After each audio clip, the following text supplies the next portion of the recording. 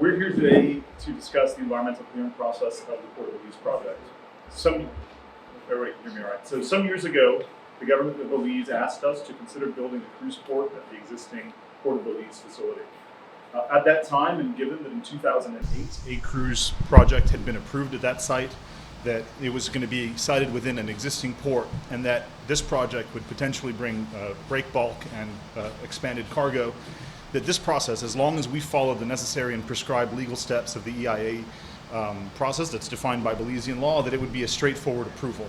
On that basis, we commissioned world-class site investigations, advanced modeling, detailed engineering, navigation simulations, and we produced voluminous reports, as evidenced here. Yet, despite all of that production, we were repeatedly denied environmental clearance. Conversely, the Port of Magical Belize project, which is also a proposed cruise development, but unlike the Port of Belize, it is sited entirely in a previously untouched coastal and nearshore environment and pristine wilderness. It is significantly larger in scale, and it was undertaken in pure parallel to our project. It was approved without difficulties. We have long suspected that the government of Belize deliberately, irrationally, and consciously withheld approval of the Port of Belize project for the benefit of the Port of Magical Belize and its backers. And these recently leaked documents, including the definitive agreement and various cabinet actions, show that these suspicions were indeed correct. The government of Belize deliberately denied us due process, and that was to our detriment and to the detriment of the Belizean public more generally. We are here today because we believe that a great injustice was done against us, and to provide you, the media, who have diligently been chasing the story, with a bit further context, a bit more color, and a bit more information, and to aid you in whatever efforts you may be undertaking to pursue the story further and to continue to uncover any information that may lead to defining and understanding what the truth is behind these various approvals and these different complexities that have faced our project and the ease with which the other project was faced. We will now briefly go through a presentation that will identify and discuss some of the more germane comparisons between the project that we believe highlights the injustices that were rendered against us, and then we'll be very happy to answer any questions that you may have or provide any additional information that you may think helpful in your endeavors.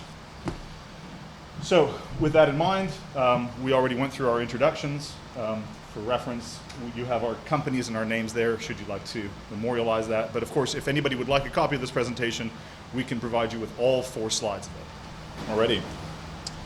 So moving on, we will start with a little bit of the more, shall we say, technical or more scale-based comparison between the projects. So on the left, you see the Port of Magical Belize. On the right, you see the Port of Belize. So for the first item, Port of Magical Belize is a greenfield project, whereas the Port of Belize is a brownfield project. To provide a little bit of context, greenfield means that the project is sited within an environmental area that has been previously undeveloped. It is, for the sake of it, virginal mangrove forests and a pretty much pristine coastal environment. Conversely, the Port of Belize project was sited entirely within the envelope of an existing port facility, a brownfield project. From an environmental cost standpoint, it's pretty straightforward. The one that is built within a previously disturbed land, which has little to no environmental value, is less impactful than one that is built within an environment that is currently full of wildlife, vegetation, and pristine habitat. Indeed, the Port of Magical Belize EIA identifies that the upland areas and the coastal areas are both of high biological value. So that is a significant difference. Beyond that, and within kind of the same category of project type, we look at scale. The Port of Belize project contemplated 2 Oasis-class piers, a 7.5 kilometer long channel, and some 40 acres of upland development that would substantiate, that would underpin the cruise development, as well as the expansion of the existing cargo port within the current cargo envelope. The Port of Magical Belize, conversely, included 235 acres of upland, so significantly larger upland development, a 9.5 kilometer channel, so 2 kilometers longer than the Port of Belize project, and an 11.5 kilometer road that would be connecting the George Price Highway to the development. So from a scale of development, it is significantly larger than was proposed at Port of Belize, and again, sited within an entirely greenfield site. From a dredge volume standpoint, the Port of Magical Belize purported to dredge 8.5 million cubic yards compared to the 7.5 million proposed by the Port of Belize. While both are large numbers, a million cubic yards difference is significant, and it is by far the largest, the Port of Magical Belize is by far the largest dredging project ever approved in Belize for that sort of excavation. From a terrestrial footprint, I already touched on this, but ultimately the Port of Magical Belize is sited entirely within a virginal littoral mangrove forest, as well as a pristine coastal area, whereas the Port of Belize was sited entirely within the existing port project envelope. From a biological value standpoint, the Port of Belize waters have been influenced by the port for many, many years, so the biological value there is very limited. There's a lot of coastal flushing, there's very little seagrass, there are virtually no corals of significance within that footprint. Conversely, the Port of Magical Belize project, because this channel is being dug entirely within a previously untouched coastal zone, comes very close to existing corals, it comes very close to pristine seagrass meadows that support significant amounts of coastal habitat, including manatee feeding grounds and manatee transit areas. So of significant difference between the two. And as I just alluded, the manatee impact within the Port of Belize is very low. The area is not known to have frequent manatee transits, whereas the area around the Port of Belize, especially in the opening of the Saboon River, is well established as a known and frequented manatee habitat. So obviously any construction that might take place within that watershed has the potential for being very detrimental to manatees and marine mammals more generally. From a site investigation standpoint, the Port of Belize undertook an enormous amount of site study. And the reason for that, which will be referenced in the next table, is that not only did the developer believe strongly in creating a significant narrative and having a full understanding of what it was that was being built within this environment, it was also an important element of the multilateral organizational approval that we were seeking as a part of this. So without getting too bogged down, the project was going to be funded through potentially development bank debt structuring, which required that EIA to conform to the international guidelines for that. So the, for example, the IFC, International Finance Corporation's performance standards, or the ESG standards of the World Bank. We performed to those standards, we created a lot of studies, the Port of Magical Belize did not. From a material depositing standpoint, the Port of Magical Belize included a variety of different material placement methods, including the side casting of dredge material, meaning dredge material that would just be open discharge to the one side, while the Port of Belize originally proposed for the offshore placement of dredge materials, but that option, which was very highly publicized, was ultimately withdrawn very early in our process. And so from that point forward, at no point was open discharge of dredge spoils contemplated, nor was approval sought. So despite those two differences, we were still rejected. Beyond that, one of the major components of both projects was the placement of dredge materials in a coastal zone. In the case of Port of Belize, we had a nearshore area immediately waterward of the current Belize water and sewer lagoons. And it's an area of very low biological value. The material would be placed there, which would have served to cap some of the more sedimentaceous upper strata, and it would have been to the environmental benefit, and also that area would have remained entirely coastal throughout its existence. The containment methods of those were also included in our proposal, and they were very detailed, and they included all the structural requirements that one would need in order to assess its viability, and they were designed to very high climatological resilience. Conversely, the Port of Magical Belize, which proposed the construction of a large peninsula, simply referenced the volume of the peninsula, the size of it, and made reference to the fact that it would be addressed in future documents. So there was very little detail provided, despite the scale of these two being very similar and the impact of a peninsula being much higher than the impact of the nearshore placement, in that it would no longer remain a coastal environment. And then ultimately, you can see at the very last 2 points, the Port of Magical Belize EIA process took about 12 months from its submission until they were granted environmental clearance. The Port of Belize project, which submitted virtually at the same time, so they submitted, I believe, in April, we submitted in June of the same year. We still haven't been granted clearance, but over the active pursuit of that clearance, we spent pretty much until November of last year. So one round of 18 months for the first EIA, and then on the guidance of GOB, we went for a second EIA, which took an additional 9 months before the most recent and definitive rejection by the NEAC, which we are obviously now contesting. Taking a bit more of a high-level look at some of the more salient points, the Port of Magical Belize, as is probably quite clear, is simply a cruise port. The only components that they were proposing to construct would be cruise-related, meaning an upland village, a channel to access the terminal, as well as the 3 piers that would allow for the dockage of cruise vessels. Conversely, the Port of Belize project purported to construct the same channel and a cruise development, but added the benefits of bulk and cargo expansion, because obviously being within the same port, it afforded the developer the opportunity to present a significant amount of overlapping infrastructure to the public's benefit. And not only did that include the channel, which obviously could not only be used by the cruise port, but as well as the cargo port, and also it could have been used, for example, by some of the other adjacent tenants, including Puma Energy. The deeper channel would allow for more large and efficient vessels to come in, which would ultimately bring down the cost of goods, which impacts the populace as a whole. Beyond that, the port project also was going to connect the Jane Usher Boulevard to the Western Highway, which would have significantly decongested the south side, and it would have also allowed for the movement of cargo from the port directly to the highway rather than currently going through the urban environment, as well as providing a significant amount of modern infrastructure within the south side, including drainage and water conveyance that would have significantly enhanced its flood resilience. So that is a very stark difference from our view. Whereas one project is an isolated, almost private destination significantly south of Belize City, the other one being built, and the Port of Belize being built within the urban environment, brought significant tangential benefit as well as the enormous commercial benefits of a modern bulk and cargo facility. From a cost standpoint, the Port of Magical Belize, as I mentioned, is of a lot larger scale. It's more dredging, it's a longer channel, it's a larger peninsula. So their projected costs are significantly higher.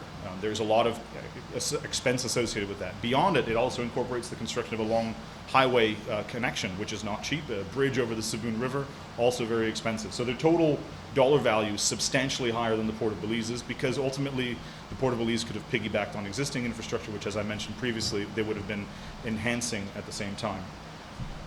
At the time that approval was sought, the Port of Belize was fully funded. We had letters of commitment from numerous financial institutions that were prepared to present the debt. We had numerous institutional investors that were willing to take on significant elements of the equity. The project proponent in his own right would be able to, the Waterloo Investment Holdings would have been able to fund this entire project. So we went in with a project that was extremely viable and fully funded. Port of Magical Belize, conversely, at the time that their approvals were sought, had no investment of significance. They had a loose arrangement with a large contractor that was not defined, and they had no investors, at least none that were publicized, which is a stark difference in terms of viability when you're talking about a project of such significant investment requirement. Beyond that, the Port of Belize project was proposed by a company and a group that has developed infrastructure around the region and has a well-established track record of project delivery, whereas the Port of Magical Belize was proposed by a not unsuccessful businessman, but a man who has very little track record of project delivery. From a land standpoint, the Port of Belize owns all the lands that were suggested as part of the development. They were owned land outright, and all of that land tenure was provided to the government during the approval. Conversely, the Port of Magical Belize relied significantly on a number of lands that were either crown lands or privately owned as a part of the development, none of which were necessarily secured at the time that they sought approval. From a timeline standpoint, the Port of Magical Belize has had approval for 2 years, and they still haven't broken ground or done any studies of significance or taken any significant steps in the development. The Port of Belize concluded its detailed design in parallel to the approval process on the basis that we expected that the approval would take place. And it was shovel ready. So as soon as the ECP would have been issued, that construction could have started, and we were projecting some 3 years in total construction duration versus the 5 years plus that clearly the Magical Belize project will take. At the time of approval, at the time that applications were submitted, the Port of Belize project had broad buy-in from all the major cruise lines, and we had documents to substantiate that. Port of Magical Belize now does have that, but it was not in place at the time that their approval was sought.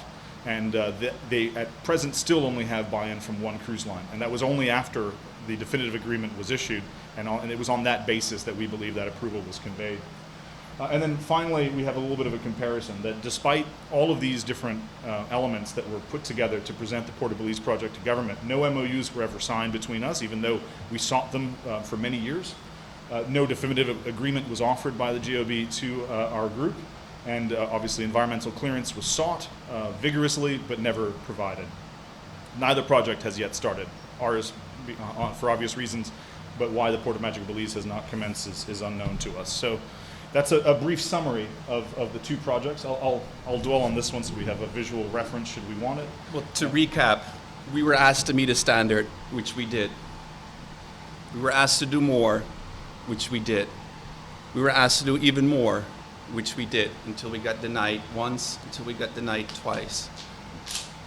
The cards were always stacked against us. We were never going to get our approval. So we sit here in front of you to talk about the irrationality of that process. How could one project get its approval, whereas another one that represents the existing port of Belize, that would offer a key piece of national infrastructure to Belize and its people, was being denied and discriminated against? I think, and just to add to that, I mean, the corollary of that is that ultimately approving the Port of Magical Belize project on the basis of this comparison table that we gave you and not approving the Port of Belize, as Yella said, is irrational, but it's now explainable. Now that these leaks have taken place, that we understand some of the currents and some of the elements that were stacked against this project, it explains why the actions that took place have taken place. I think it's important to recognize that the definitive agreement signed 6 months prior to Port of Magical Belize's ECP, clearly contractually obligates the government of Belize to reject any project that is within the 25-mile zone of exclusivity that is conveyed to them within the definitive agreement. And further, the definitive agreement requires the government of Belize to expeditiously assist the Port of Magical Belize in their environmental approvals. So this is evidence, this is clear explanation as to why what happened has happened. And we also believe that the government has approached the DA as a legal agreement, as has been said many times by the current administration. And so we are now very happy to answer any questions that you may have about this, or maybe provide any information. Add some. Yeah, I mean, let's just move the mic. Sorry. Yes, good morning. For those of us who have in Belize who have been in the IA process for a while, and I've been in it for 20 years, it's very important to think that we have a very transparent and accountable system. It's very important that developers know that when they come into the country, they have a level playing field. It is important because every government document, every government planning document, all of them talks about encouraging foreign investment. So we want our investors to know that when they come here, they have a very transparent and a level playing field. What we see now is a deficit of trust and a crisis of confidence within the system in which we put these planning applications for. When you have and Mr. Munoz has gone through this, when you have a project that is on a brownfield site, this is an existing port project. It is on a brownfield site. It means that the area was developed before. So we're not blazing any new grounds. We're not cutting a new path here. This is an old development, and we're saying that we want to upgrade this development. It is completely different from comparing this to a new development in a new site where the environmental risks are considerably higher. And so comparing these developments, to me, from the environmental perspective, it seems to be the difference between light and day. There's just no comparison. There's no comparison. And if you look back in the early 2000s, just to compare you and just to juxtapose the two developments, in the early 2000s, the development started at the port of Belize even before an EIA was approved. They began dredging and they began development there in anticipation of an environmental approval later on. So they already approved the Port of Belize project, including the cruise port, in early 2000s. Now we went back again about 3 years ago, and we pretty much resurrected that development that was originally proposed. And this time, we went in there 100%. I mean, we had some of the best engineers in the world. We had detailed studies. We presented those studies to you in the public consultations. We spent about 3 years doing this. We went to the environmental community. We went to the national stakeholders. We had our public consultations. We got our feedback. They asked us to do additional things. We were in the impression that if we did those additional things, then that would have allayed the public concern, and the approval would have followed after that. And so it became apparent over time that what we had there, what the NEAC decision was really a political decision cloaked as an environmental decision under the very flimsy pretexts that there were going to be some environmental impacts in that area. But I mean, most of you are from Belize City, or at least know Belize City very well, and you know that area is, everything passes into that area. I mean, the Halova Creek is there. All the waste from Belize City passes through there. On top of that, the area is, the waters in that area is already marked. If you go there today, it is, very turbid water. If you went there yesterday, you have seen that it's turbid. And if you go there next month, you'll see that it's turbid. So what they gave as their reason for not accepting this development, to me, is very flimsy. And like I said, it comes back to trust. It's a deficit of trust in the national planning process. And we're sending the wrong signals to our developers who want to come to this country and want to contribute to our national development. And it confounds what we're seeing in our national planning documents, that we want to encourage these investors. I mean, in a time like this, the developer talks about $250 million investment. We have all the young people coming out of school right now. They're looking forward to jobs. The parents are happy to see them. You go to the graduation, you see them coming out, you see people taking pictures. It's all a very happy occurrence, and I'm sure that those graduates want to contribute. They've been in school long enough. These projects are what would have gotten the country back on its foot. Turning down projects like these, especially turning down this project, which was well subscribed and which was well planned and which had the investors solidly behind it, turning down this project and showing preference for the other projects, which we have seen now. At least one of them have not gotten off the ground. And the next one, I won't say too much about that, but for all outward appearances appear to be struggling. It defies our understanding of what fair play is and what Belize is all about. Thank you. You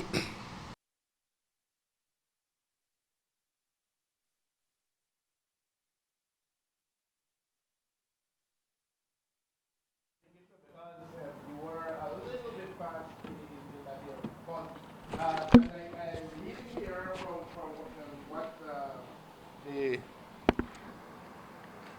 what this says. You said there's two disposal sites, the upland site entirely within the port area, and a near shore site seaward of that, eastward of that, more or less. Are there how do you address the concern that these areas, it's an urban area, and as you said, there's a lot that goes through, but still there is concern that this spoil could potentially see impact from, say, if a hurricane came and mud were to go into people's homes or spread upward along the coast towards as far as Old Belize on the George Price Highway. That's 5 miles more or less from the area. How do you address those concerns? Sure. So thank you for the question. I'll wait for the microphone. Okay. What? Okay. So yes, correct. The material that would be excavated from the Port of Belize channel was destined for 2 sites. The upland site, which is entirely within the existing port facility, and it was the same site used in 2001 when the port was previously dredged. So there was a precedent for that area, and that area was well established as a material handling facility. So just to give you a little more context for the sake of more, just as profound an understanding as I can afford you now. There was some material which was usable. That material would have been used for reclamation to expand the cargo terminal. So a big chunk was going into there. The remaining of the material that would be going upland over a very short amount of time would have settled, and it would have dewatered, and it would have compacted over the existing port lands, eventually to be graded and for some sort of future use.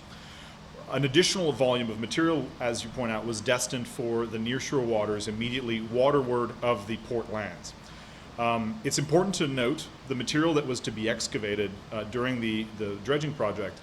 The vast majority of that material is coming from what's called capital dredging, meaning dredging to a depth that was previously not attained. So the material that's being cut is material that was deposited here geological ages ago. So it's not been influenced by human. It's not like a lot was made at one time that this is toxic sludge, was the exact words used. None of this material has been touched by man. This is all material that has been deposited for hundreds of thousands of years and is being excavated now for the first time. We had it widely tested in European labs, and they were all absolutely inert. There was no contaminant of any sort. So that's the material that was going to be placed in the near shore, just for clarity on that point.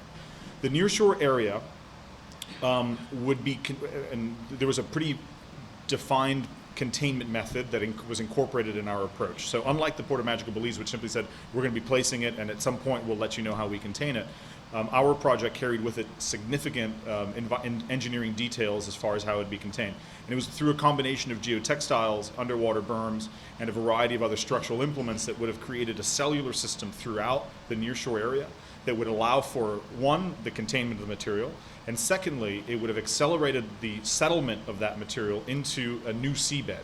Remember, this material is basically coming from the seabed and it's going back to the seabed. So over a short amount of time, we projected between 3 to 6 months, it would have retained its original form of compaction, and it would have had stability in that own right. For clarity, the closest thing to this nearshore area was the Port of Belize, meaning that any instability in that containment cell would have affected the port first and foremost. So from an investment standpoint, a huge amount of effort was put into ensuring that there is stability and resilience in the construction method prescribed for that nearshore area. Because if something were to have happened, it's the Port of Belize that would have suffered the greatest consequence for it. So we put, to answer your question, it was a nearshore area, absolutely.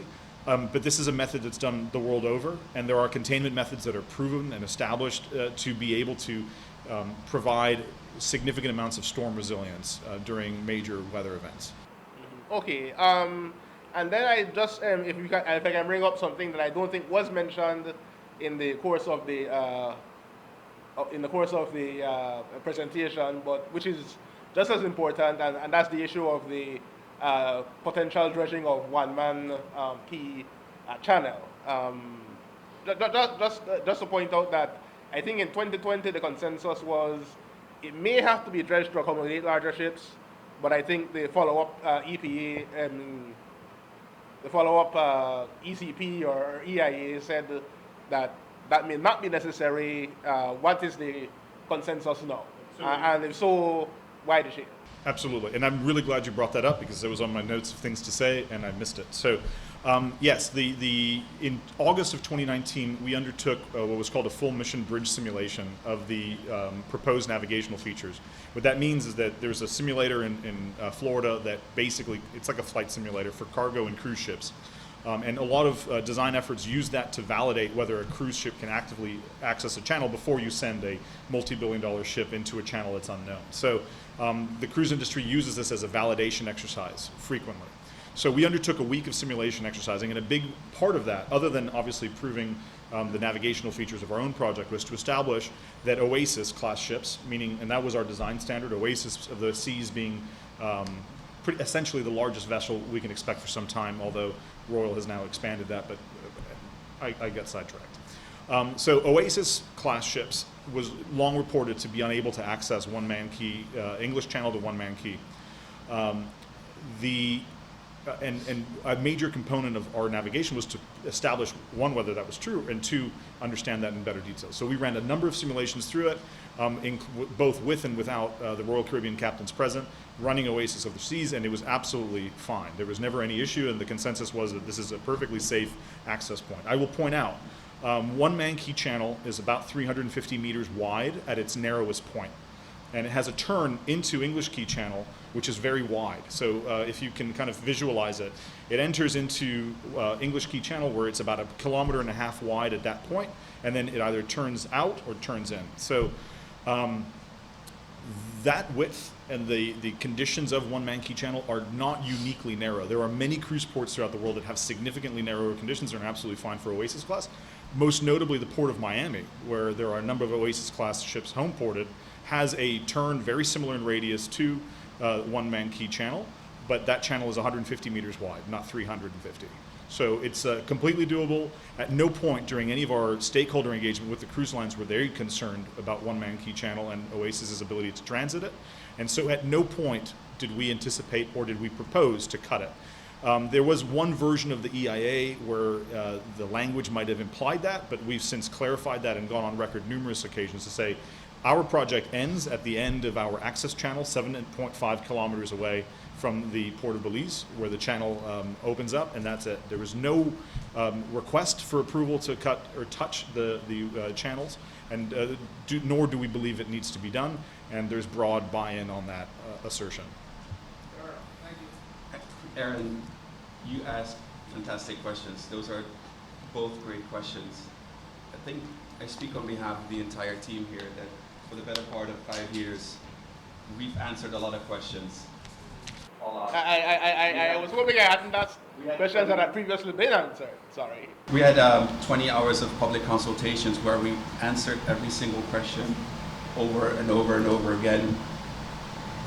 And we feel like we have been treated unfairly because other projects were not required to do so. They were required to answer those questions after they got the environmental approval.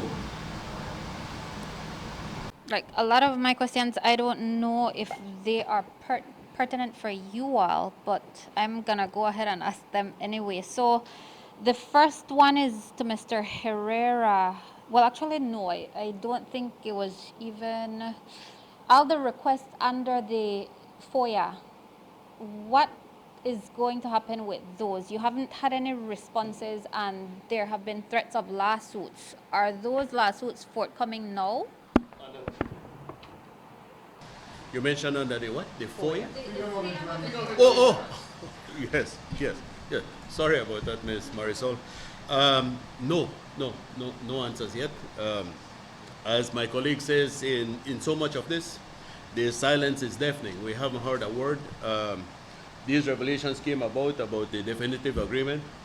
I always thought that we were the biggest at 7.5 million cubic meters of materials to be dredged. Later on, finding out that the Puerto Magical is talking about 8.5 million, which is a million more than ours. And we were even saying that we could probably bring that down to 7 million. And now that we've heard that, I'm not hearing my colleagues at all in the environmental community. I thought I would hear them by now, at least by now I thought I would hear from them. All this dredging in a very sensitive area like that. I mean, if you're a keen observer of the times, you know that area is very near to Southern Lagoon. And you know Southern Lagoon is one of the richest manatee habitats in the country. It's second only to the mouth of the Belize River area.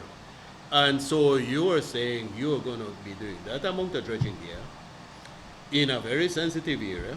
We call it green fields. It's never been developed before. It's new, completely new territory. And we're not hearing our friends and our colleagues in the environmental community, and I really miss them, and I want to hear from them. We should be hearing from them. This is very important. This is very important. I mean, manatee habitats, precious manatee habitats, the best in the country. We're not hearing a word. I really need to hear from them. So the requests, since they have not been answered and threats of lawsuits have been made, when will those come? Maybe Mr. Prater is best to answer this one. I can say it's very disappointing to pursue information that is due by law and is due by right, and to be stifled and stymied at those points, possibly deliberately, possibly not. But either way, it's in many instances we've had requests outstanding for many months that have not been fulfilled, and it's really limiting our abilities, and they are due to us. So to the extent that legal action is being taken, I think the only thing I know with certainty is that we're going to take whatever course of action is best for us given the circumstances. But I don't know specifically at what point what we're planning. But ultimately, I think it's just unfortunate that these requests have been ignored. And it speaks to the process that we've been held to all along. I mean, it's another pattern of just abandonment of the due process we thought we were taking on as soon as we started this entire expedition, 7, 8 years ago. So, in the first letter that was written by the chairman of Waterloo to the Prime Minister, notifying about invoking in the future the Belize British Investment Treaty, he mentioned investment that had already been made in the project. And in that case, it was, I believe, $5 million US that was referenced. But in the second letter, there was reference to much more, although I did not see it clearly outlined. I think what was mentioned were like the investments that have been made over the years and credit and so that's been obtained for the port and so. But can you specifically indicate if this matter were to go to international arbitration, like what would be the funding that would be referenced as having been invested in the preparation for this project? I can't give you an exact amount that's outside of our purview, which is very much more on the development side of the project. What I can say is that this developer has expended an enormous amount of resources, and that itemizing the amount of resources spent over such a long period of time and over so many different processes takes time to compute. And I think that that's part of the reason why you might see some difference there. But ultimately, I think what's resounding here is the fact that all of those investments were made on the basis that the developer had been given assurances that this was the want of the government. I think it was in 2016 when this request was originally made. Please look into developing a cruise port at the Port of Belize. We were assured at every turn that we would be afforded the due process that was owed to us by law, by the EIA law. And we did absolutely everything possible to obtain those processes in a transparent and lawful way.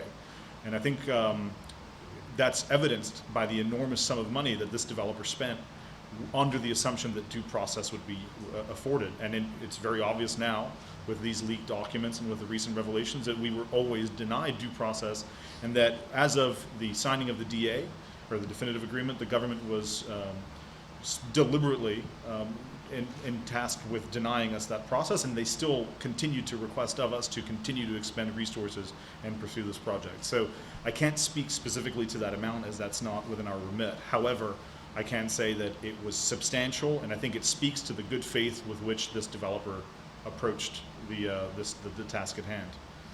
So principals linked to the PBL expansion project have stated over time that there has been commitment and I believe assurances from the different governments that this project would come to fruition, after doing its due diligence, filing its applications and so.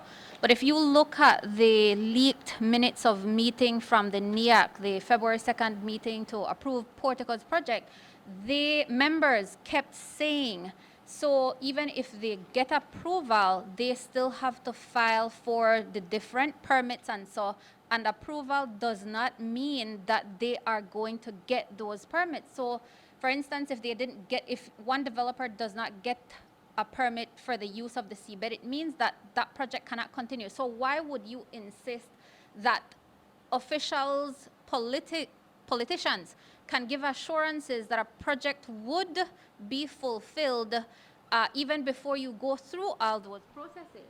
It's a fantastic question because that highlights precisely what we've been trying to highlight today. And I think that that's probably one of the more unique elements of the Port of Belize and Port of Magical Belize project comparison. Yell and I do marine infrastructure work throughout the world, and very heavily in the Caribbean. And we have never once been on an approval process where there was a virtually, similar or, and in some cases, larger project on the exact same approval timeline. So by virtue of our project and the Port of Magical Belize projects being submitted for approval at the same time, it gave us an opportunity to understand how an approval process, which should be blind, it should be entirely fact-based, it should be scientific, it should be legally bound, can be applied with absolute difference to two different entities based purely on the influence exerted by one, and the legal process by the other. So to your question, you're absolutely right. An EIA process, which is a technical process, should never be taken for granted, because ultimately there should be a scientific decision as to whether to approve or not approve. In this particular case, we produced an EIA and studies, and we presented a project that we believed was sound and that was viable for every international standard that was in front of us. And that's the standard to which we produced it. The Port of Magical Belize team produced a different EIA, which in our estimation was there was value to it, but it was a lot thinner than ours, to put it politely. They didn't exert nearly the same resources that we did in producing studies. To give you an example, the geology included in their EIA was specifically referenced by their in-house geologists as being insufficient. Yet that EIA was approved easily, without difficulty, at the first go-around with a single public consultation. And we, with a significantly smaller environmental impact, given that this is a brownfield versus greenfield project, with a significantly larger volume of study and a significantly higher standard to which we presented our EIA, given that it was designed to conform to all the prevailing multilateral agreements, we were denied again and again and again. So I think that the point that we're making is not that the environmental community necessarily owed us anything, but the basis upon which they should approve or deny should be scientific and not political. And I think it's abundantly clear that that wasn't the case at this go-around. None of us have any problem going through any process. We understand that environmental approval process, we have experience in other countries around the world, there are flaws. But for a process like this to be flawed and unfair, it's hard to accept. Why did Portico get an MOU 1 month after they incorporated the entity that they were using for the MOU? Why did they get a definitive agreement? Why did government act per that definitive agreement? We never got any of those things. And we're the existing national port of Belize that would deliver cargo and bulk benefits to the people of Belize, together with preserving cruise tourism. And that's the one that didn't get any of that. So we appreciate the question. But and I'm glad that you referred to the NEAC minutes, and for the same reason we included those in the materials that we handed out to you today, is that the bias is absolutely clear. If you look at the role of the chair in the NEAC minutes, and you see him talk about that we have a larger dredge volume than Portico, which is not the case. You see several NEAC members express considerable environmental concerns. And I quote, the chairman of the NEAC talks about, can we just handle that in the ECP? I reiterate, can those issues be addressed in the ECP? 3 times throughout the minutes, and we highlighted them for your convenience. He was working an agenda to push this through. He was persuading the NEAC members to approve one project where he was clearly not doing the same for us and denying us a fair process. But I want to emphasize that you all placed great emphasis on what you said government officials told principals of PBL or principals behind the project, that they made commitments that this thing would be backed and supported, but the EIA process and everything attendant to that cannot be precluded. So wouldn't you, by doing that, kind of be behaving the same way as Portico in or basing yourselves on things that and commitments that politicians make to a company even before going through an EIA process? Ms. Marisol, you are right. Cruz, you're a good observer of the times. You're right. If somebody gives you an ECP for a project, it doesn't mean you have permitting for everything else. You still have to go and get those permits from a mining unit, from everybody else. So, but the EIA document in itself is very powerful. As Yele has shown you time and time again, the amount of work we put in here. We didn't cut any corners. We did detailed geological studies. We did detailed hydrographic studies. We did detailed oceanographic studies. And therefore, when the permitting arms of government looks on projects like these, the first thing they will go to and they will look at that EIA document. The document is a powerful one. Once you approve that, it means that you have already satisfactorily satisfied the requirements of almost every department. I mean, the rest is, in many cases, only cursory. You go to mining unit, and they will want to know that the EIA was already approved. So it begs the question then, if there were any doubts about any of this, why was the Port of Magical Belize given an MOU? Why were they given a definitive agreement? I mean, if you had the ECP with them, why did you not wait until they got all these other approvals before you went to those further steps? And that's what we can't understand in regards to this project. I guess in addition to this, it is very important for you to realize that the members of the NEAC are also the persons at the head running these different departments for land utilization, for dredging, permits, for all of that. So from the mayor knowledge that they're already in the room, already agreeing and approving to an ESIA and an ECP, it would really not be regular for them to deny all of these when it went to their actual offices at the end of the day. And these are the physical heads of these departments that are on the NEAC. So we're not really here to say that we're better, they're worse. We are here about the obvious parallelism that has been taking over in reference to this in total. We've heard from Dickie Bradley, man of the people. We've heard from first-class legal opinion from Ben Jurovich from the Keys Council. We've heard from all of these different areas. What we're really looking for, and on my and I believe Mr. Herrera's behalf, is that we need to be able to give investor confidence for anyone who comes in the future, asking for our services to help guide them through the process, that we will be having a fair process with no skew towards any person, especially like what Yele and Louis mentioned, when you have projects going in simultaneously with similar concern. In fact, there's a lot more offsetting, and then it's an easy path. Imagine 20 hours of virtual, hybrid, dual consultations, public walking through the streets of Port Loyola versus 1 3-hour rapidly run virtual session which had minimal attendance. If you all pull up the records from that YouTube video, that is where we are. It's really, we're not questioning, but we just want that for now, that this process be reviewed, and for future processes that all investors are created equally and given equal consideration in reference to when we provide these ESIAs for approval processes. We're not asking for favors, we're just asking that we are able to confidently tell investors who come to our companies asking us for support that Belize is fair, it's transparent, and it follows the rule of law. That's really what we want, and we believe that the government of Belize will be interested in doing this as well, because the reality is that we're all in this together as Belizeans, for the Belizean people, especially those people of Port Loyola who are looking forward to this for jobs and growth for their area. Quickly, if I may, because I trust that we had a 10 a.m. start. So quickly, you all will be, these people are very thoroughly examine the technical issues, but you all will be aware of something called reputational risk. And the reputation of the principal figure associated with Waterloo is Michael Ashcroft. Michael Ashcroft is seen as an abuser in Belize. He is seen as an advantage taker.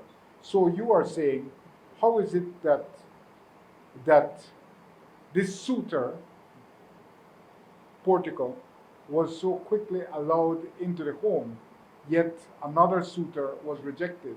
Because that suitor, it could be, I'm saying, because that suitor has a history of what is perceived as abuse and advantage taking. That is how he is perceived. I won't go into the facts of it, but that is the perception in Belize. So, are you all able to understand that the reputational taint of Mr. Ashcroft as an advantage taker in Belize may have affected how this project, Waterloo, was received? I appreciate the question, Mr. Vasquez, and we understand and appreciate some of the sentiments and emotions that you expressed. We you're right, we aren't Belizeans, but we've been around for quite a bit, that we do understand some of the sentiments that you expressed. And quite frankly, for a while, we were wondering, why are the cards stacked against us? Is it because of something like that? Is it maybe because something else happened with another project? The answer is now we know why. We know why because of what happened with the definitive agreement and how it expedited our competitors' environmental approval. There are clauses in that agreement that are binding as far as the environmental process, which is supposed to be independent, science-based, was to be pursued. And that's the irrationality of it all. So I appreciate the question, and I understand to some extent some of the sentiments that you expressed, but we don't feel that was the case. The reason why we're treated unfairly because something, and you're doing some great work exploring exactly what is going on, happened on the other side. We don't know what happened. What we're seeing cannot be explained. We know we are seeing a lot of interesting things with the definitive agreement that government wanted to enact. Why? We don't have the answers, but it all plays into how we were treated vis-a-vis one of our competitors. And I think just to very briefly add to what Yella very succinctly and articulated well, we ultimately approached this from a technical place. I mean, we came in here with the perspective of this is an incredible piece of infrastructure. We wanted to be a part of that team. We became a part of that team, and we've been on board for many years now. And as I mentioned, we've dealt with projects throughout the region. Inevitably, a lot of these projects are always, one proponent or another. But I think a very important element of any regulatory process is that it is blind to those things. It is merit-based, and that it should be a project's approval should be based on its the facts. It should be based on its scale. It should be based on its merits, and it should be based on the diligence of the teams putting together the work. It should not be based on influence or on reputation, because those are ephemeral and unknowable topics which are changed from one day to the next. And that shouldn't be the way that a country develops its infrastructure and modernizes its infrastructure. And we were told at many instances throughout this process, because we obviously didn't do this absent in a void of regulatory conversation. We had many meetings with regulators, with regulatory authorities, with ministries, with cabinet subcommittees, and we were assured at every turn that we would be judged on our merits. We would be judged on the hard work that the team put together. We would be judged on the studies that we produced, which is why, to your earlier question, Marcel, that's why we spent this much money to get to this point. Because while we weren't guaranteed an approval, we were guaranteed due process under the law. And we did every step we possibly could to guarantee and to ensure that we'd be approved, because we spent those resources and we did the studies the right way. And we envisioned a project of scale and of impact that was commensurate with where it was planned, and would deliver an enormous amount of value in the area that we had planned it. So to kind of answer your question, I think ultimately we believed that we would be given due process, that the laws are very clear when it comes to EIAs and the way that they should be approved. And I think it's very clear that that wasn't afforded to us. If I could quickly ask, one of the reasons the government gives for choosing Portugal and continuing to choose Portugal is because their partnerships, they have Boscalis, and they have a lot to dredge. So it's good to have a dredging company from your fine country. And they also have signed on as a partnership from Royal Caribbean. There's also rumored to be in the works, and good sources confirm this, that a major hotel has agreed to build a 300-room hotel at that location. I am saying they have the partnerships. You say they have only one supportive cruise line. Waterloo has not produced a single a letter of acknowledgement from a cruise line saying, we support your project. So you all claim to have broad cruise line support, but there has been no demonstrable proof of it. So to your first point, yes, Portico has had a relationship with Boscalis for some time. Likewise, we've had a relationship with Jan de Nul, which is equally large, a Belgian dredging contractor, much to Yella's chagrin. But the point is that, and I think the highlight that we were trying to draw attention to is that the relationship that Portico has with Royal Caribbean wasn't in place at the time of the definitive agreement. We know when it was in place because the letters are dated, and this was well after. This was last year way after they were given an ECP. And it was on the basis of that ECP and on the basis of that definitive agreement that they were able to produce those relationships. So if we construe that definitive agreement is outside the bounds of the law, or however you want to construe it, it's how solid are those agreements? They're based on a level of influence that we can't begin to understand. And I think ultimately the point that we were making with this table is not to try to say that today the tables aren't turned. You know, obviously a lot has transpired, and Magic has been afforded a lot of opportunities to pursue these relationships. But the point we're trying to make is that in whatever it was, November or October of 2020, when the definitive agreement was executed, they had a very loose relationship with Boscalis, who was just supporting their EIA effort, and they had zero relationships with the cruise lines. To our own relationship with the cruise lines, these were agreements that we made with these cruise lines, and they are existent. We did not produce them based on commercial decision making at the time, on their guidance, and we did not produce them during the EIA process because it was not germane to that process. The commercial viability of the project and the business elements of it were not something that was included in our terms of reference, nor should it have been. It was a process based on science. It was a process based on environmental impact and its development mitigations. So that's the reason why we approached it the way that we did. And there was a lot of commercial elements of this project that, for a variety of reasons, particularly which, competitive advantage and what have you, we kept to ourselves, especially given the unfair treatment that we've received. I think it's understandable.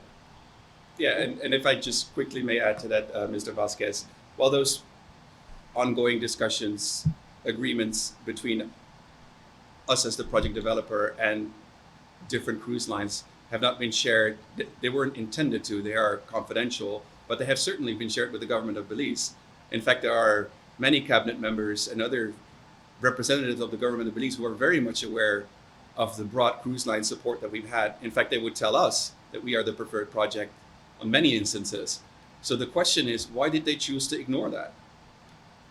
Okay, and then if I don't like to ask these technical questions because I'm not a scientist, but the challenge is that geotextile curtains, like the ones that you say can contain dredge spoils, the argument is that those have not been proved to be able to contain dredge spoils in shallow conditions, such as the ones proposed.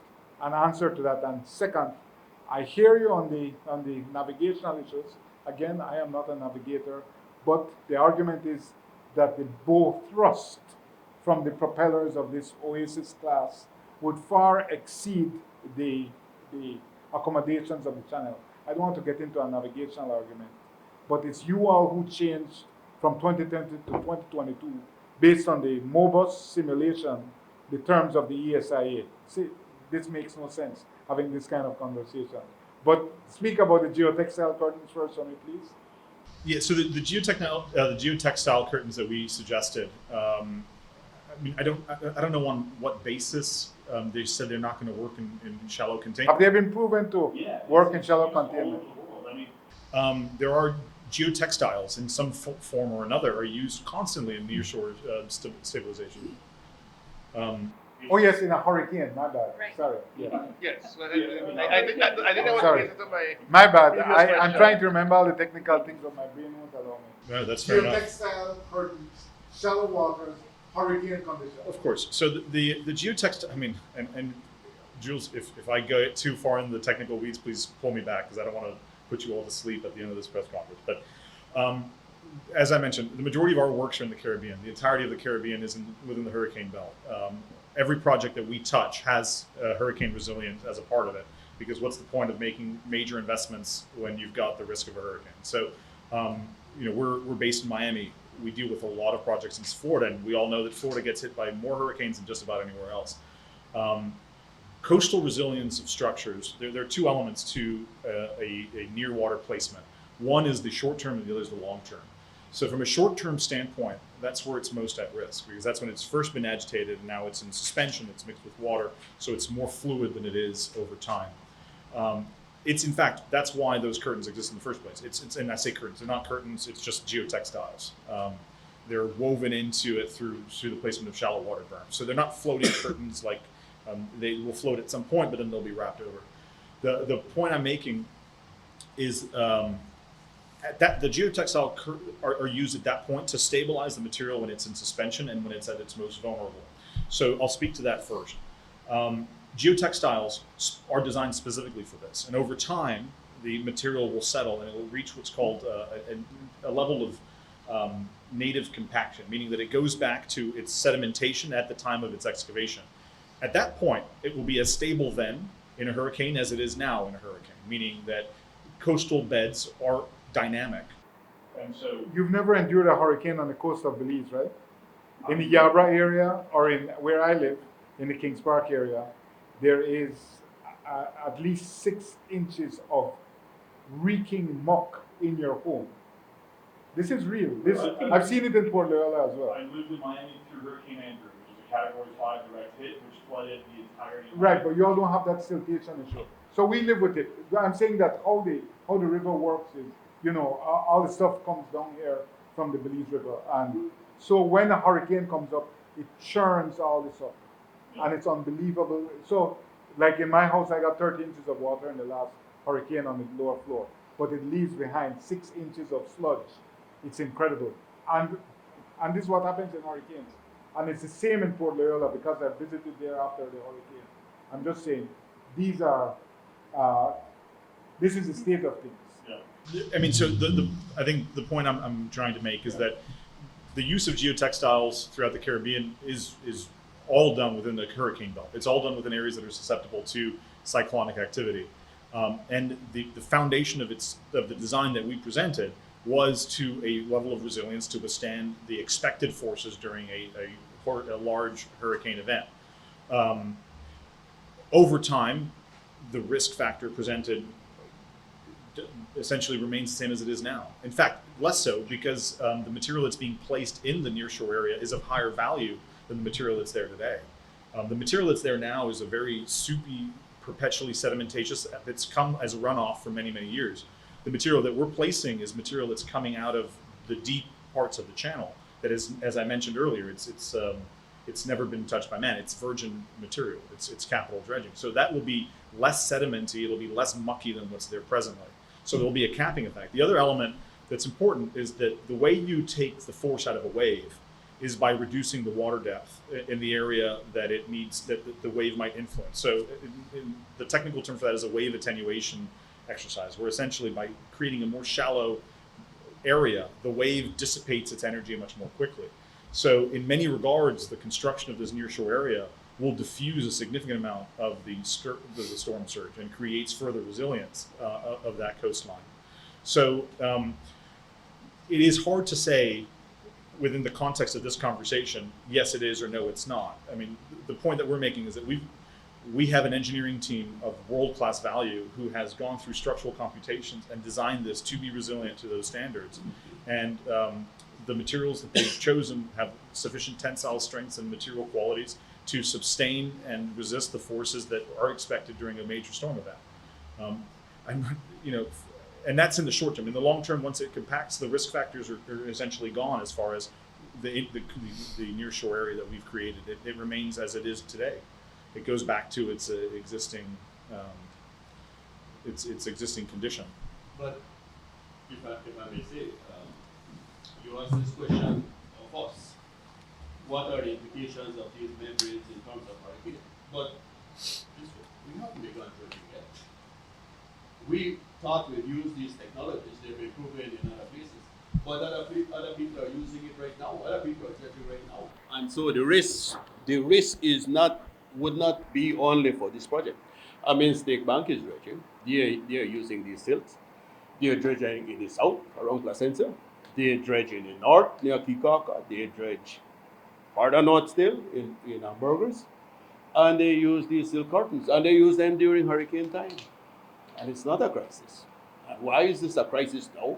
In a place that has high background turbidity levels, which is demonstrated time and time again. Why would that be something on which you judge the validity of this project and whether this project should proceed or not? But again, I want to go back again. You asked a number of questions. One of them, your first question, and use highly emotive language. Advantageous. The man advantage us. I Come thought on, that would come be on, come on. conservative. Wait, Mr. Vasquez. Wait. You've had your say. Now I'll have my say.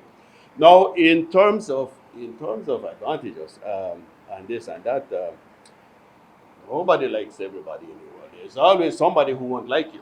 I mean, you know, business people especially. You have to run a business. It's not easy to run a business. I'm sure there are people who don't like me.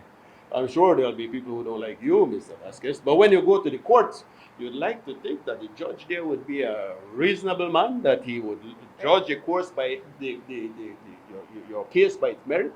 And he wouldn't judge according to say, well, the people down Jules Street went and they said they did like Jules. And so Jules goes by some kind of different measuring stick. And so what I'm saying, let's don't go down that slippery slope. What is really important is that he asks us to produce an environmental and social impact assessment, man. That is what he asks us to do. We produce a very strong one. All the studies are there. It's backed up by science. We're not talking about emotions here.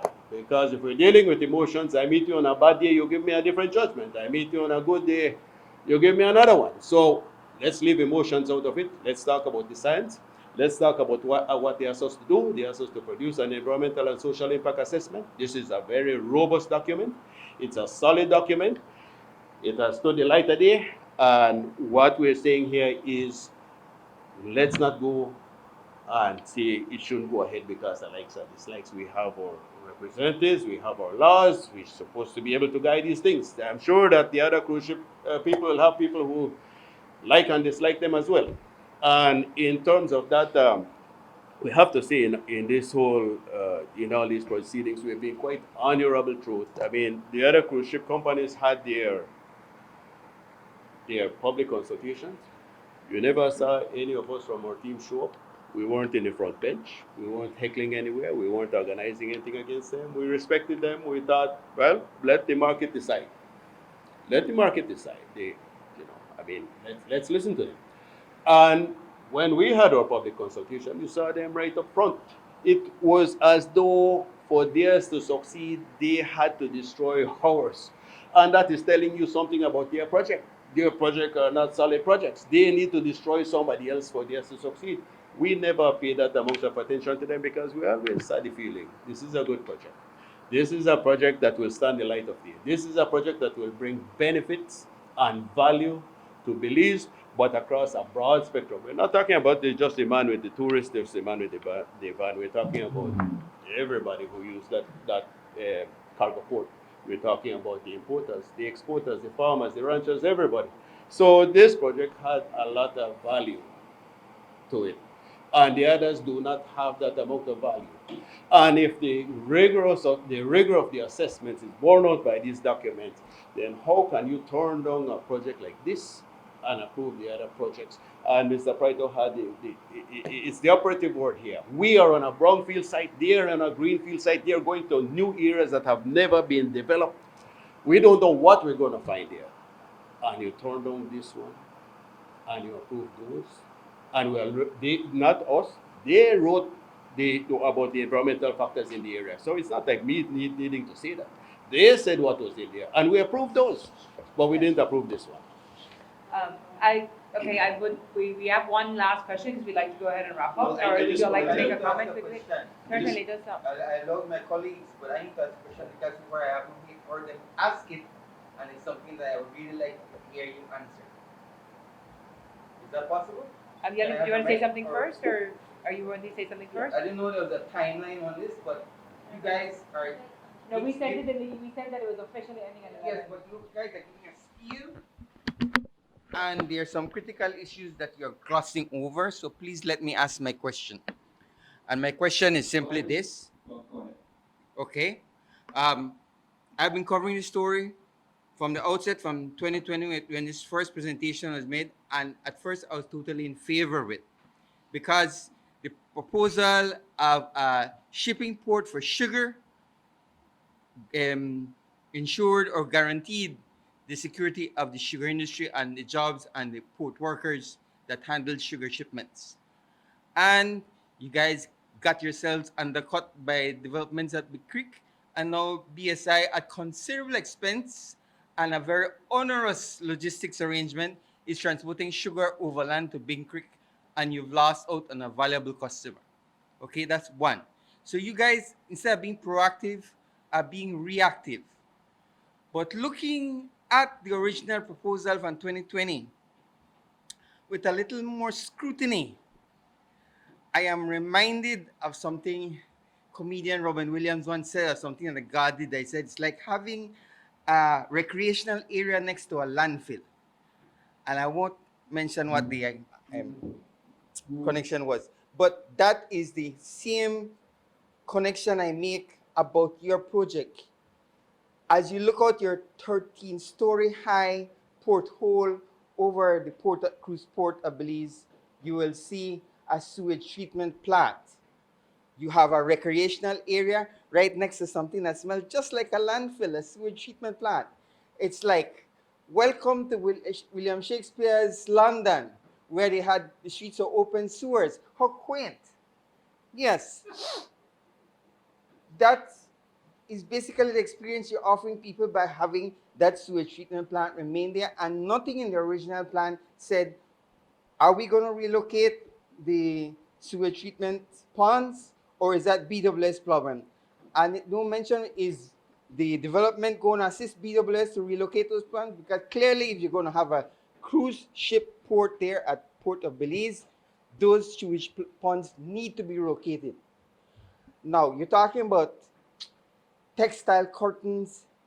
I think the most glaring flaw I find with your plan, and I think that is why people lean towards Mr. Giggs' Port of Magical Belize, however ephemeral all the other factors in it, like financiers, etc., seem to be, is the issue of the disposal of the dredging spoils, which, in my opinion, would have caused the government to look at it much more favorably if that landfill was disposed onshore, because it would have created dry land in Port Loyola area, which, oh Jesus Christ, you barely could have had the area representatives for both Albert and Port Loyola totally on board with your project, because they would have seen the potential to give out house lots to constituents. That is what I see that could have happened there. And the reason I'm seeing this is because as a grandfather in the room, I went to high school when he mentioned the word dredge, there's something called sandpiper that filled in all of Kings Park, which was at one time a mangrove wetland. We call it swamp. All right, now it's all housing Westland Beaver. All right, but in my day, that was just wetlands. We went out there to do our study of mangrove sites. So my question to you is this: why are you all cutting corners on the disposal of your dredge spoils, which, if they had been all disposed of onshore, would have, I think, caused the government reviewers to look on your project much more favorably? That is, in essence, is my question. All right, and follow up, tell me what is going to happen about the sewage treatment ponds. Please don't tell me that those are going to remain there when you develop a new project. And if you're going to relocate them, who's going to pay the cost? BWS or Waterloo? Thank you. Thank you. I think I was start by saying that there's nothing ephemeral when you refer to the differences between the projects about major deforestation. I mean, I think the reality is that, and what we've tried to establish today, is that there's a significant difference between the projects. There's a larger impact on one than on the other. The construction of a entirely new cruise port within a previously untouched littoral habitat is not ephemeral, it's substantive. So that was my first point. The second point, with regard to, as you put it, cutting corners on the material handling and taking it all on shore, the reality is we don't get to choose the circumstances that underpin both projects. And we spent, and as I mentioned to Marisol earlier, we have had a huge amount of expenditure on this project. We have not cut any corners at any point. We've spent every possible resource we had at our disposal to ensure that the project that we presented was the best possible iteration of a cruise development in Belize. And we stand by the belief that what we're presenting has the highest beneficial impact for the country with the lowest environmental cost of any of the proposed developments. And that's a fact. I stand by that profoundly, that there is no other development that's going to bring with it the ancillary and publicly available infrastructure that we're proposing here, that includes an expansion of cargo, an expansion of bulk. How else are you going to modernize those things without the addition of a cruise port? A lot was made at one stage of why don't we just do the cruise, or why don't we just do the cargo if the cruise doesn't get approved? And the answer is that, simply put, there isn't enough of an economic drive to spend the amount of money needed to expand the cargo port. There's no business case for that without the cruise component. They have to be married. And taking those two projects as a unit and being able to utilize one channel for both ports, being able to use the same arterial road infrastructure for both ports, connecting the south side of Belize to the Western Highway, expanding the drainage of that whole area which floods, and having a modern civil engineering conveyance of those floodwaters back into the sea. All of that can only come from this project. None of the other proposed cruise projects, specifically not Magical Belize, bring a single shred of beneficial infrastructure to anybody other than Magical Belize.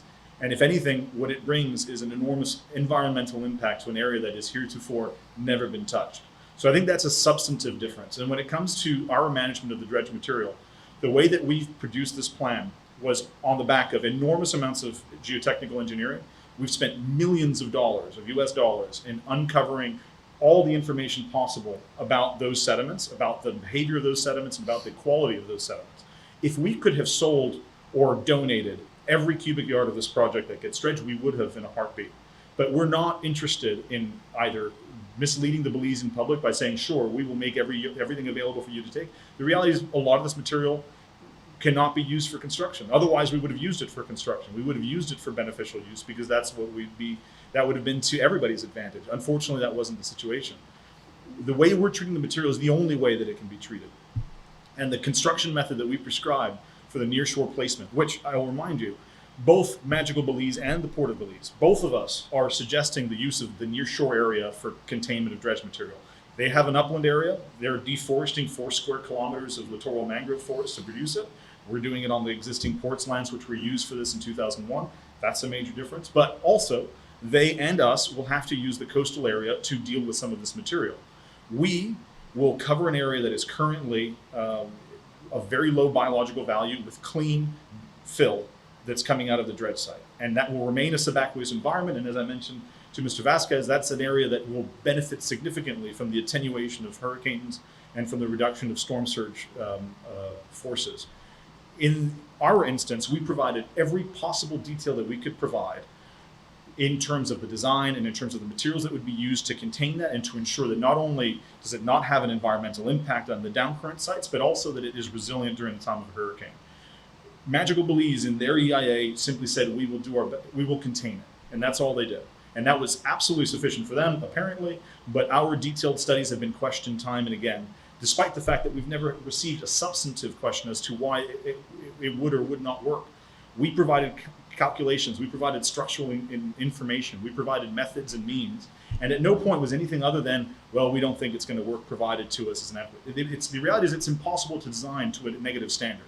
You cannot build a house to somebody telling you, well, just build it better. It's undoable, which is why building codes exist, which is why structural standards exist, which is why you can go to any of the large international agencies that deal with port development and design them to a specific standard, like the PIANC or ASTM. These are standards that are established the industry-wide, the industry over, to ensure that things are built to a certain quality, and that's the way that we conform. So we spared no expense in developing this project, in developing this plan, as evidenced by this enormous volume of studies and information that we produced over the course of 5 years. And the point that we're simply making is our competitors were not asked to do the same, yet they were afforded a simple path toward approval.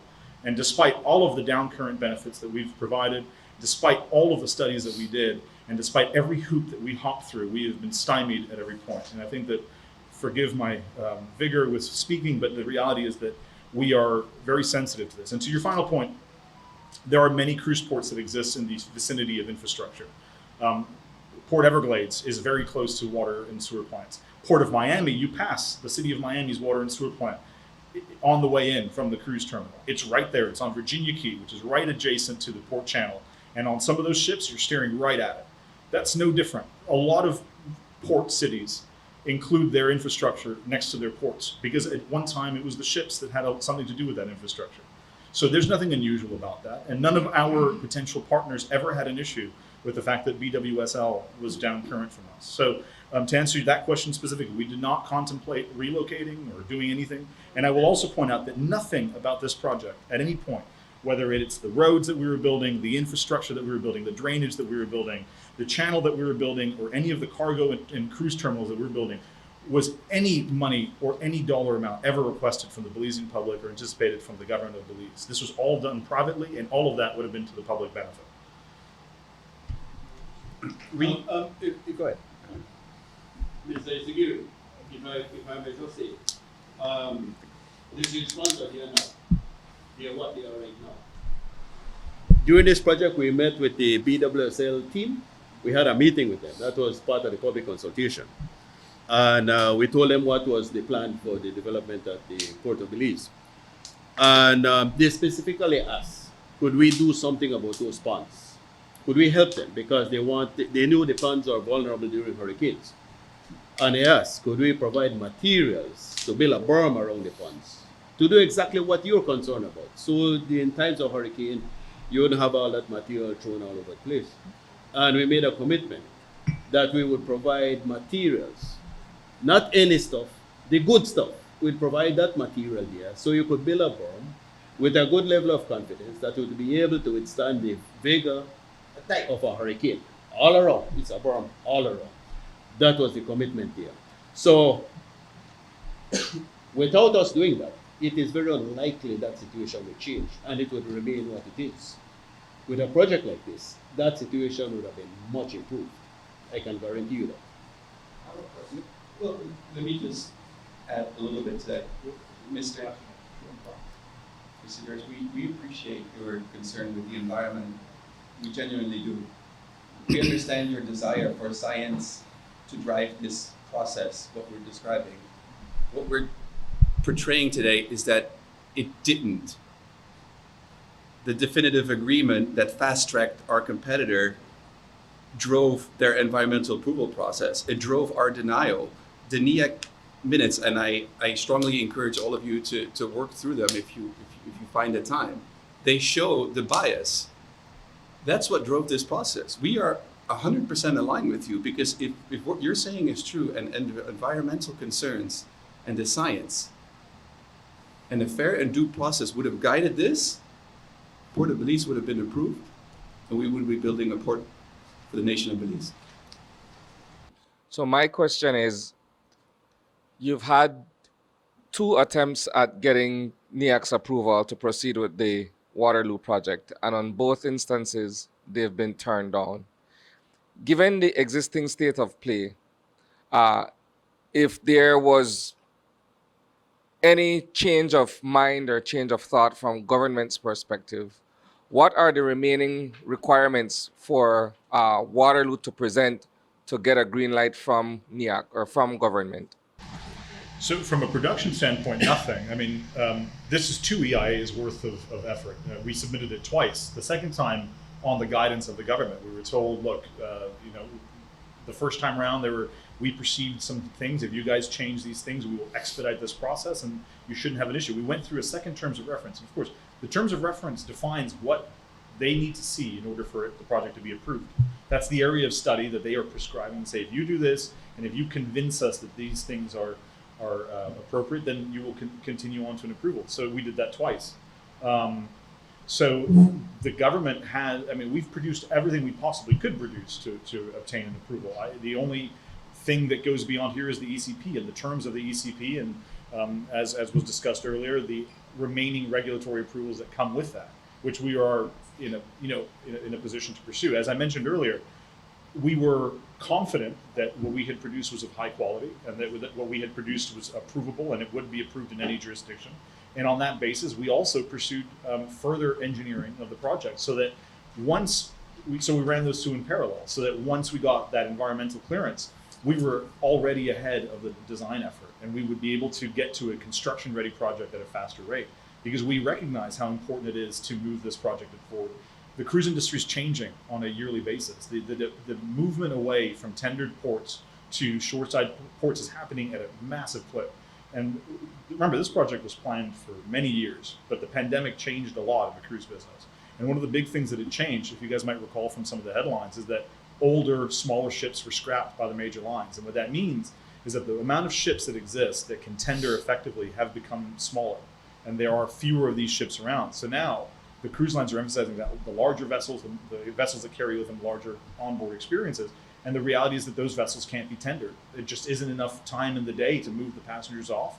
And there are dangers of tendering. There are all sorts of other benefits. So the cruise lines have said we need to go to shoreside berthing ports. And we recognize that. And we understood that if we didn't have a project that was shovel ready in short order, that window might be missed. The window still might be missed today. I mean, this whole rigmarole, this whole mess that has been caused by these various agreements and all of these different political games that have happened with the purportedly scientific process are going to cost this country millions of dollars in terms of cruise tourism. Because the Port of Magic of Belize is nowhere close to being built. And that shoreside berthing is not close at all to being offered to these cruise lines, despite whoever buys in. So there comes a point that if the ship can't come in, calls will start being missed and the volume of passengers will start going down. And that's a real risk. And that's a real consequence of political games. And that's already happening. And that, again, just to reiterate, that's just a small piece of the value proposition of expanding the Port of Belize. It's not about just about the cruise facility. It's about building a bulk port. It's about enhancing cargo. It's about your bulk exporter that exports agricultural goods. It's about your competitiveness as a nation. We're talking about the National Port of Belize. It's about cheaper pricing on your transportation of goods, which impacts exporters, importers. This project as a whole is a really, really good project. The only element that was just not willing to offer us a fair handshake was the government of Belize by denying us a fair and due process. Everything, to answer your question, everything else, from investors to the land access, the commercial support, everybody was on board. It's ready to go. We just didn't get a fair handshake. The cards were always stacked against us. No, I think Isani, what we have here is the perfect storm. we need to. We had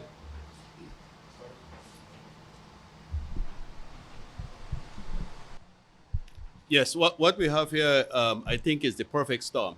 We had 3 cruise ship proposals, and recently I read an article where a gentleman who is very much involved in the industry was lamenting. He was saying, "Guess what? We're nowhere near to get shoreside berthing. After all this time of talking about we need to have shoreside berthing by a certain period, otherwise we'll be losing ground within the cruise tourism industry."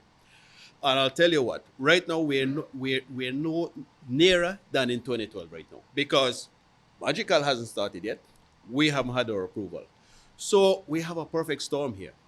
And right now, it's as though somebody came with a mastermind came to disrupt things, to make it as impossible and as difficult as possible. Because they tampered with the system, because it wasn't a transparent system, because they dallied around with what should have been a straightforward process. Because of that, it's all now in courts and litigation. God knows where this will all end.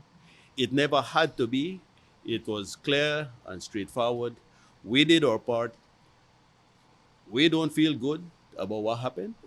We felt like we were taken advantage of. In this country, we have a saying, God no like dirty.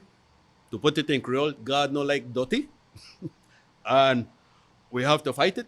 And in fighting it, we're fighting for all Belizeans. Because the most valuable thing we have is our democracy and our system of justice.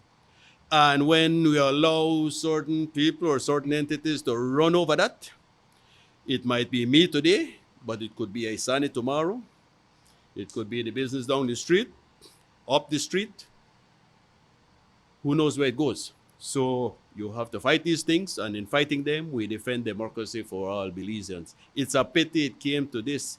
It was so, in my mind, so simple, so straightforward. We did all we were asked to do. We went beyond what we were asked to do.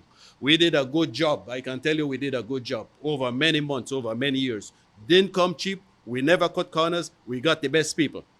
And this is where we ended up. And it is because we never did what we were supposed. The system did not follow its own rules, and they did not respect fair play and common decency. And that's why we are where we are right now. And I'll tell you, not me, the developer might lose a bit, but the real losers here are the people of Belize. That I can tell you.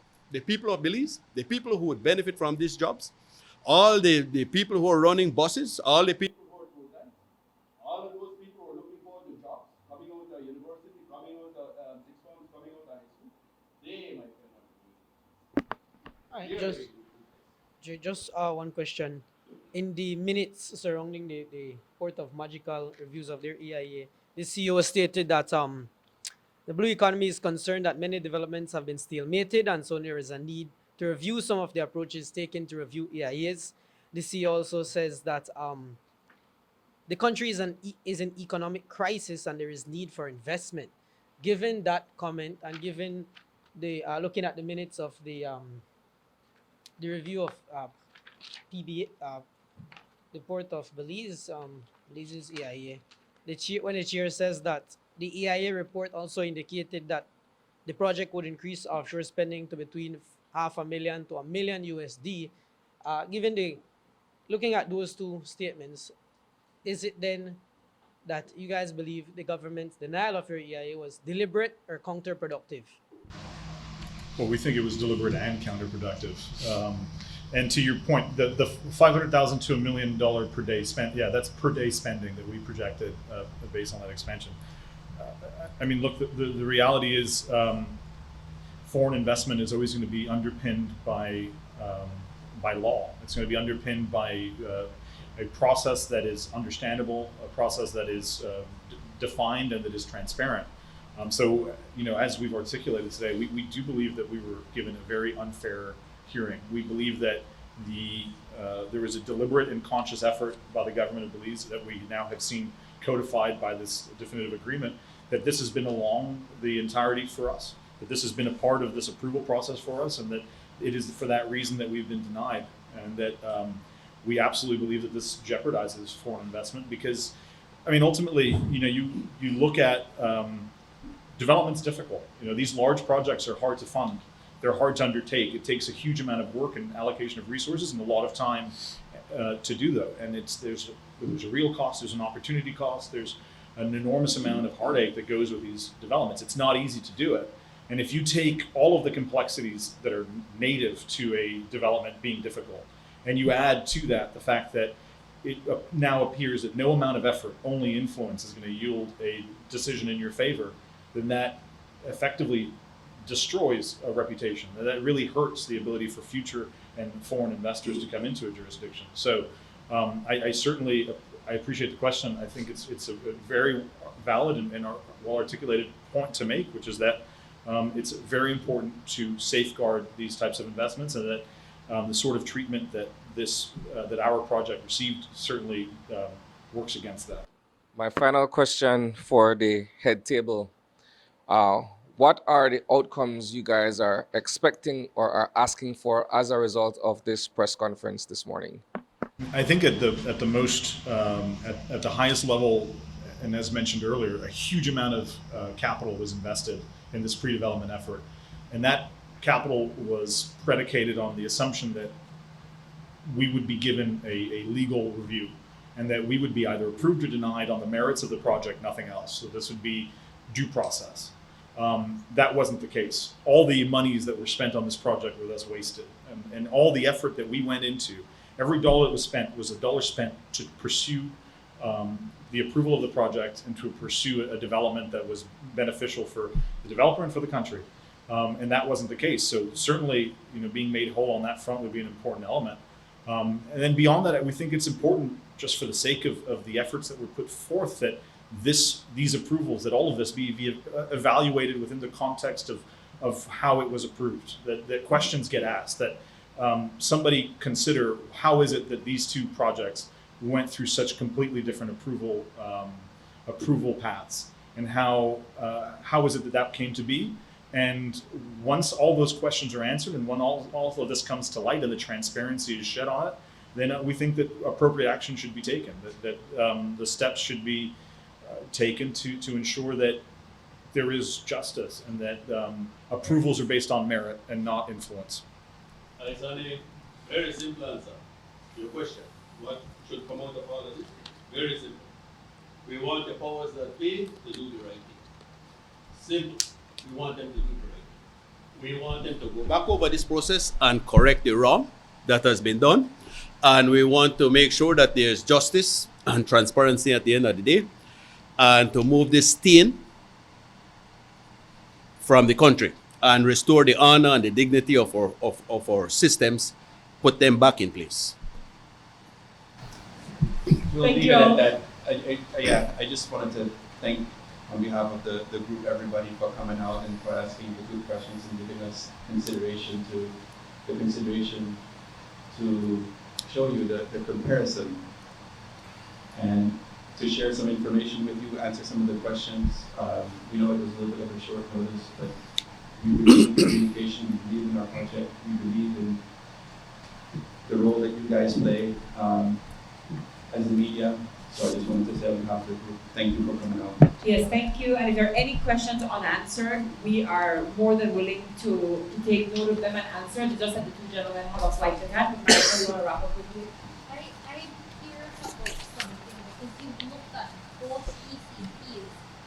Would you say that Which both ECPs? Because there's only one the ECP. one from State Bank and the one for Portico, would you say that one is looser than the other? Looser, like there. Less rigorous. Yeah. Let's change it.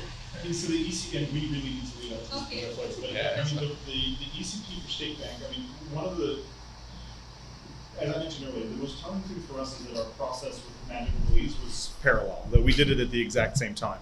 So we could judge the outcomes really simply. State Bank was done so long ago. I mean, State Bank was approved a decade ago. Interesting things when you compare those two.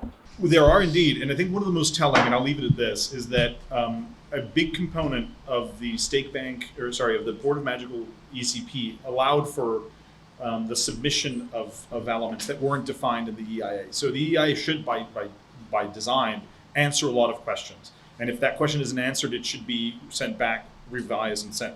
And so that's how we approached it. But the Magical ECP, and this is very obvious in the minutes of that NEAC meeting, the question marks were annexed into the ECP. They said, okay, well, this wasn't defined here. We'll address it as a phased approach in the ECP. And that's quite unique to the Magical EIA. And I would say that that's probably the most obvious point of disparity. But that's a great question, and we appreciate you bringing that up.